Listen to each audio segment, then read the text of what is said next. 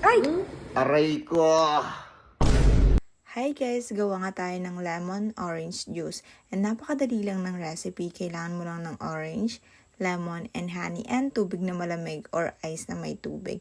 Dito nga sa video na to guys, nabali yung squeezer. Pero expected ko na talaga yon kasi made of plastic. Wala kasi akong mahanap na metal nung time na bumibili ako ng squeezer. Kaya mano-mano na nga lang yung pag-squeeze ko dito sa lemon. And guys, napakahirap pang i-squeeze ng lemon kasi parang matigas pa siya.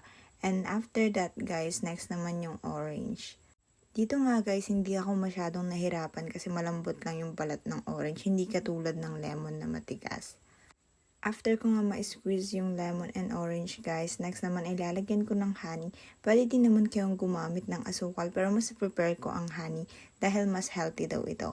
After that guys, i-mix-mix nyo lang hanggang matunaw yung honey and lagyan nyo na ng malamig na tubig.